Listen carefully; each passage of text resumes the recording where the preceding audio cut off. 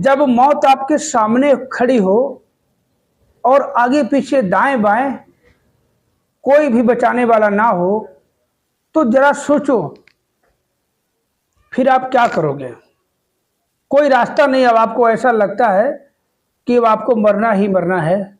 बचाने वाला तो यहाँ कोई दिखाई नहीं दे रहा, सामने मौत है, आजू बाजू पीछे ऊपर नीचे कोई बचाने वाला है ही नहीं, मरना तो है ही। अब आप क्या करोगे? भगवान को याद करेंगे। कैसे याद करोगे कि अब तो एकमात्र वही रास्ता है।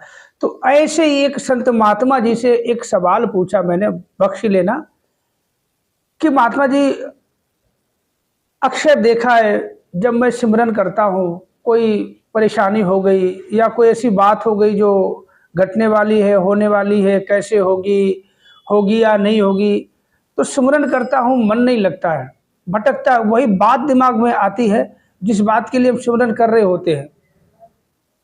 तो ऐसे फिर मन क्यों नहीं लगता? सिमरन करता हूँ फिर मन भाग जाता है, ऐसा क्यों? तो उन्होंने एक ऐसे तरीके से समझाया कि वास्तव में मैंने बहुत से तरीके देखे हैं और सुने हैं, ऐसा तरीका महात्मा जी ने बताया कि इस तरह से हमें समझाया कि वास्तव में सुनने के बाद तो पूरी तरह से वो संतुष्टि मिली कि आप सुनेंगे पूरी बात, मैं आपको बताऊंगा कि किस तरह से उन्होंने समझाया, किस तरह से हमें प्रफुल्लित किया कि हमें सद्गुरु बताते हैं। सद्गुरु ने तो हमें बता दिया कि हमें सिमरन करना है, सेवा करनी है, सत्संग करनी है, तरीका भी बता दिया। अब उस तरीके को हम अपना तो रहे हैं मगर हमारा तरीका वो सक्सेस नहीं हो रहा है। सिमरन इस निरंकार को देख के हमें करना है, शून्य हो जाना, इसमें मिल जाना है, घुल जाना, कि इकमिक हो जाना, इकमिक हो जाना कि इसमें और आप में कोई फर्क नहीं रहना, तब सिमरन हमारा काम आता है। और पता चले हम इसको निरंकार को देख के और सिमरन कर रहे होते हैं और आंखें कहीं और होती हैं, दिमाग कहीं और होता है, तो सिमरन काम नहीं आता है। सत्संग में बैठे होते हैं, कान सुन रहे होते हैं, हम सामने देख रहे होते हैं संत महात्माओं को स्टेज पे, अचानक से हमारा मन भाग जाता है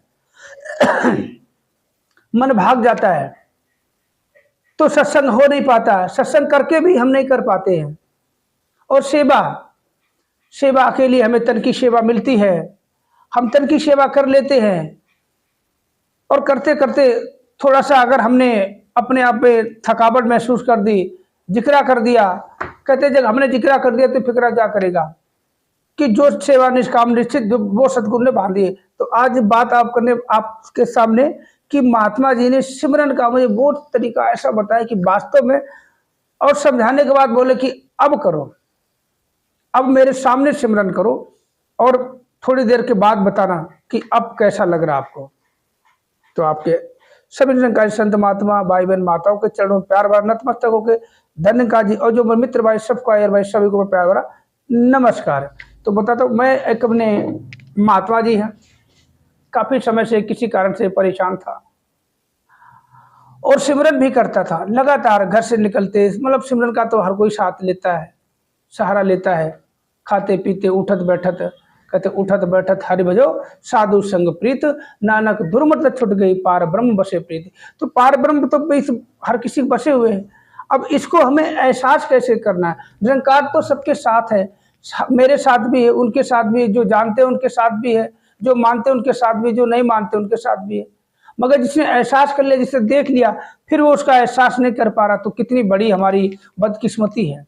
तो महात्मा जी से बताया, महात्मा जी काफी समय होगा किसी कारण हम परेशान है और सिमरन में मेरा मन नहीं लगता, मतलब सिमरन करता तो हूँ मगर करते करते आंख भी बंद कर लो, कभी देखते देखते देखते करो, आंखें बंद कर लो, शून्य हो जाओ, माता जी को याद करो, निरंकार को, मतलब कुल मिला के बात वही, फिर मन नहीं लगता।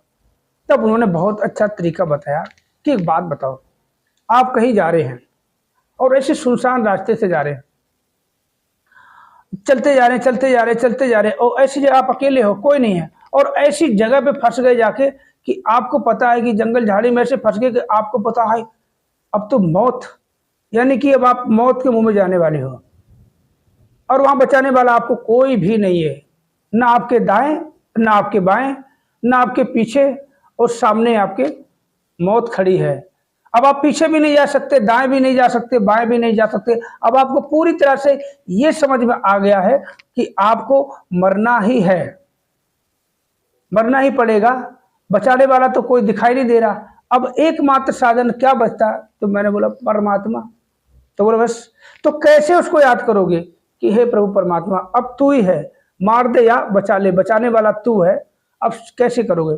तो बोला यही सिचुएशन पैदा करनी है, यही सिचुएशन पैदा करके जब आप सिमरन करोगे कि समस्या आपको दिख रही है, हमारे पास से समस्या आने वाली है। अब ये नहीं बोला परमात्मा समस्या को हटा दो, अब ये समस्या जो है अब आपने करनी, चाहे समस्या को हटा दो चाहे मेरे गले लगा दो, आपकी मर्जी है।